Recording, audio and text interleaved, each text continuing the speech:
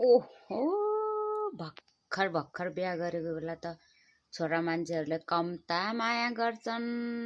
आया भन्दा नि के भयो हस्पिटल जाम न हो धेरै भारी नबोक अनि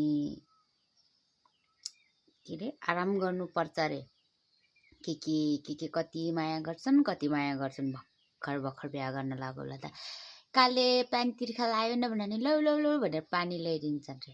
अनि अयो मलाई त आज पकाउने मन छैन भने म पकाउँछु नि तिमी आराम गरिहाल, म त कपडा ढुलाउने मोड छैन भन्दा म ढुलाइहाल्छु नि तिमी आराम गर भन्छन् रे। के भर्खर भर्खर बिहा गर्ने बेला चाहिँ आन्टीहरूले भनेको कुरा सुन्यो गए।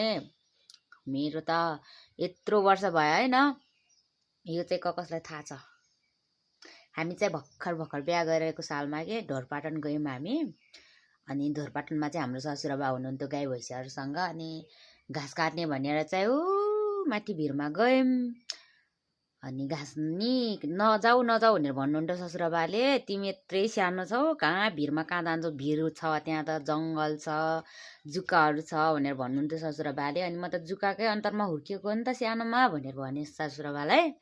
अनि चाहिँ हामी बुढाबुढी चाहिँ घाँस काट्न जाने भन्यौँ। अनि बुढाले पनि नजाऊँ भन्ने हुनुहुन्थ्यो। अनि म त घाँस काट्न सक्छु नि, बोक्न नसके पनि म चाहिँ घाँस काटिदिन्छु, तपाईँले चाहिँ बोकेर ल्याउनु होला भनेर हामी गयौँ बुढाबुढी लुखुर लुखुर लुखुर लुखुर जङ्गलमा घाँसको बारी मन्तरमा गयौँ। अन्त यसो यताउता हेरेको त यो के यो कति धेरै थियो है आम्बो।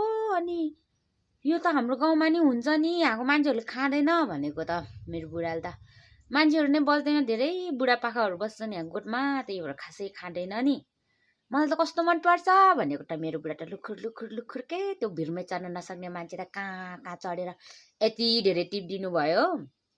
अनि त्यतिखेर मलाई धेरै मनपर्छ भनेको थिएँ नि त मैले बिहा गरेको सालमा, कति मान्नुहुन्थ्यो के भनेको नि, तर अहिले नि मान्नुहुन्छ मान्न त। अनि उतिखेर त लुखुर लुखुर गरेर चाहिँ टिप दिनुभयो कति धेरै। अनि त्यो कुरा चाहिँ मेरो बुढाले यहाँ कन्सेप्टमा राख्नु भएको रहेछ। अनि चाहिँ अस्ति उहाँ कहाँ यार्सा गुम्बा खोज्नु जाने बेला त यो पनि पाउनु भएछ कि, अन्त यो त मेरो बुढीलाई मनपर्छ नि भनेर त मेरो बुढोले त टिपेर ल्याइदिनु भएको कति धेरै ल्याइदिनु भएको थियो। खाइसके एउटा मात्रै छ बुढो सुक्न लाग्यो नि, खाने भनेको राखेर हेरिरहने तपाईँको मायाले म खान सके छैन के, राखिरहेको छु यहाँ आवाज सुक्न लागिसक्यो, यसलाई अब पूजा गरेर राख्न मिल्दैन है, सुकिहाल्छ फेरि यो कुन्छ पनि। अनि सुकिसकेछ सबै। अनि मलाई चाहिँ साह्रै मनपर्छ। गोठमा चाहिँ हामी हुने बेला चाहिँ त्यो बाख्राहरू चराउन जाने, अनि माथि कहाँ कहाँ टिप्न जान्थ्यौँ कि हाम्रो बहिनीहरूसँग। अनि लिएर चाहिँ छोप कुटेर